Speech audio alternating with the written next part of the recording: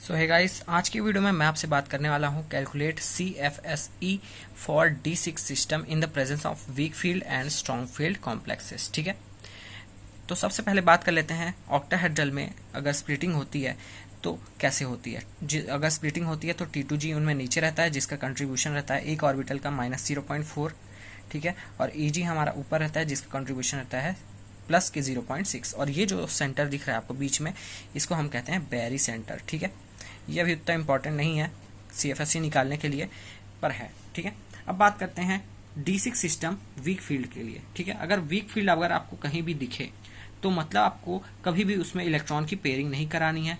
अब पेयरिंग से क्या मतलब है, यहाँ पे मान लो हमारे पास है ये D ऑर्बिटल है, इसमें हमें 6 इलेक्ट्रॉन भरने, 1 2 3 4 5 6। ठीक है, 6 भर दिया। ये मेरा T2G है, ये मेरा EG है, इतना तो आपको पता चल गया।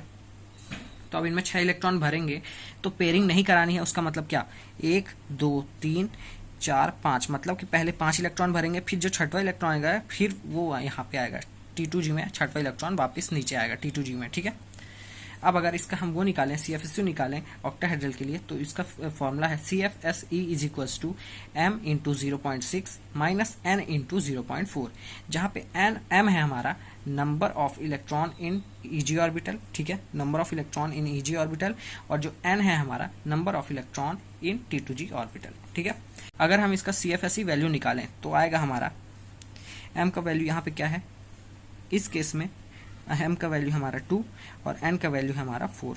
ठीक है, तो यहाँ पे अगर 2 इंटू 0.6 माइनस 4 इंटू 0.4 करूँ मैं तो मेरा आएगा 1.2 माइनस 1.6, तो आएगा मेरा CFSE की वैल्यू माइनस ऑफ 0.4। ठीक है, उसी तरह अगर मैं स्ट्रॉन्ग फील्ड के लिए निकालूं तो यहाँ पे होगी पेयरिंग।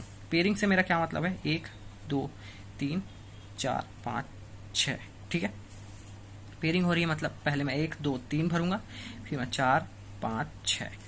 तो यहाँ पे मेरा m की वैल्यू हो गई number of electron in EG orbital. EG में कोई इलेक्ट्रॉन नहीं है तो मतलब m की वैल्यू हो गई 0, और n की वैल्यू अगर देखो number of electron in T2G orbital n हो गया 6। ठीक है, तो CFSE का फॉर्मूला बोलता है m इंटू 0 इंटू 0.6, मतलब कि m into 0.6 minus n into n है हमारे यहाँ पे 6 इंटू 0.4, तो यहाँ पे रहेगा फॉर्मूला पहले पूरा लिख लेना आपको। ठीक है, तो 0 माइनस 6 4 24, तो 2.4, तो आएगा हमारा वैल्यू माइनस ऑफ 2.4, तो आएगा हमारा वैल्यू माइनस ऑफ 2.4।